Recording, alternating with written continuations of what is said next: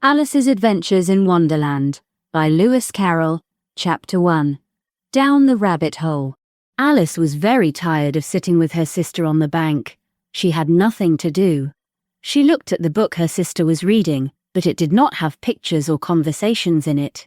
What is the use of a book without pictures or conversations? Thought Alice. She was thinking about drawing beautiful flowers when suddenly a white rabbit with pink eyes ran near her. Then the rabbit said, "Oh dear, I will be late." Alice did not think this was strange at the time, but when the rabbit took a watch out of its coat, looked at it, and then ran, Alice started to follow him.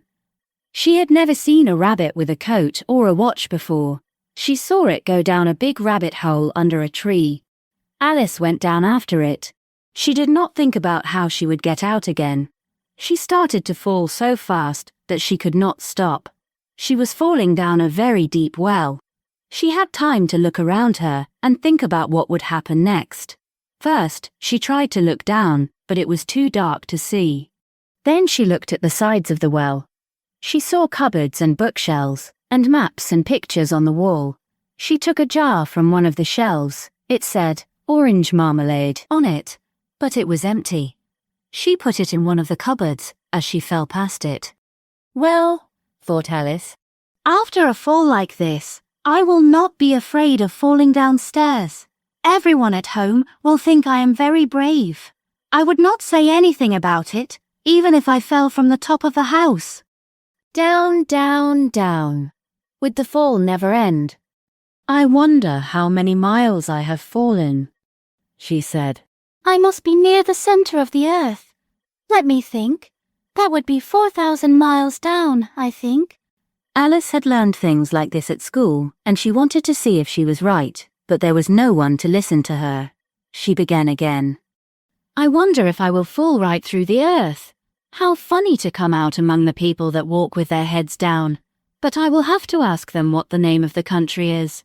Please, can you tell me, is this New Zealand or Australia? And what a stupid little girl she will think I am. No, I will not ask. Maybe I will see the name written somewhere." Down, down, down. There was nothing else to do, so Alice soon began talking again. "Dinah will miss me very much tonight."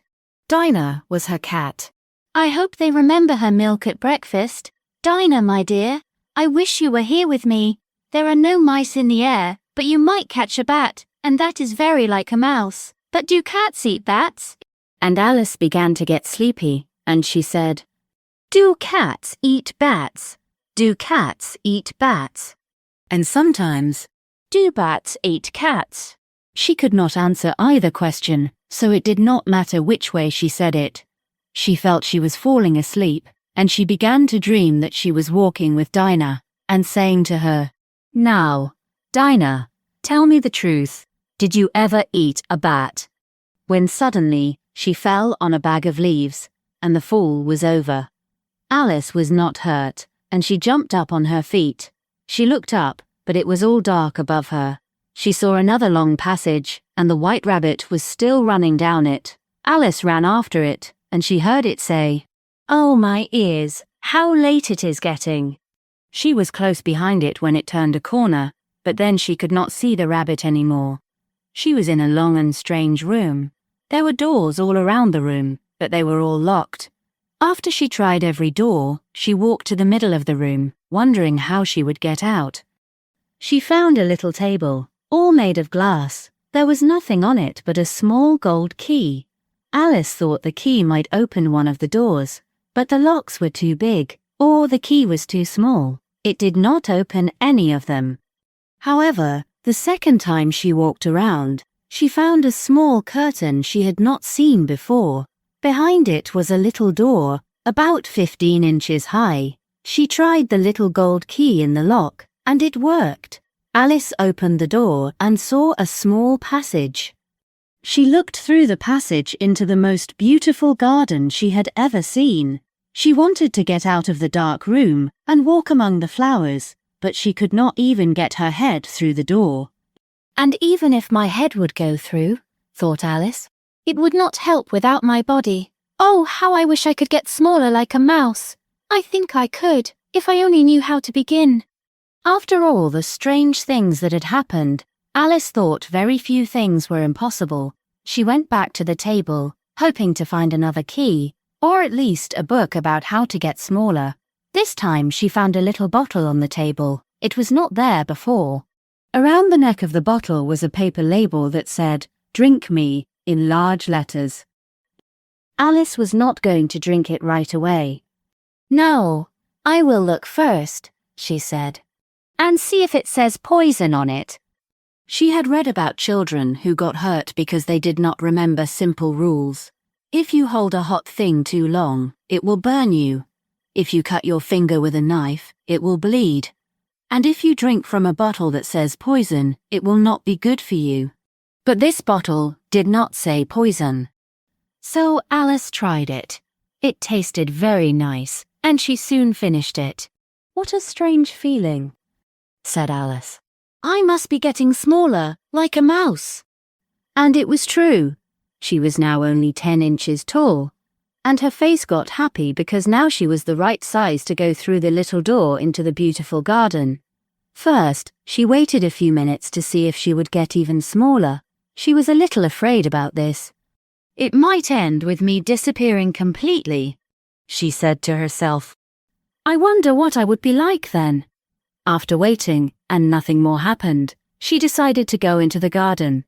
But when she got to the door, she remembered she had left the little gold key on the table.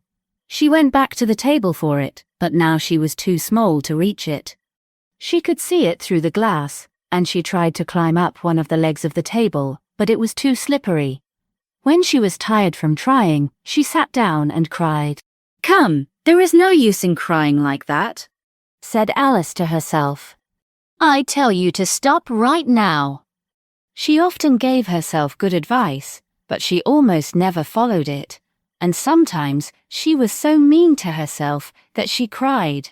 Once she even tried to hit her own ears for cheating in a game she was playing against herself, because this strange child liked to pretend to be two people.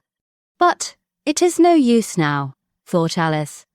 To pretend to be two people? There is hardly enough of me left to make one real person. Soon she saw a little glass box under the table. She opened it and found a very small cake. On the cake, the words, "Eat me," were written in small fruits. "Well, I will eat it," said Alice. "If it makes me grow taller, I can reach the key. If it makes me grow shorter, I can go under the door. So either way, I will get into the garden, and I do not care which happens."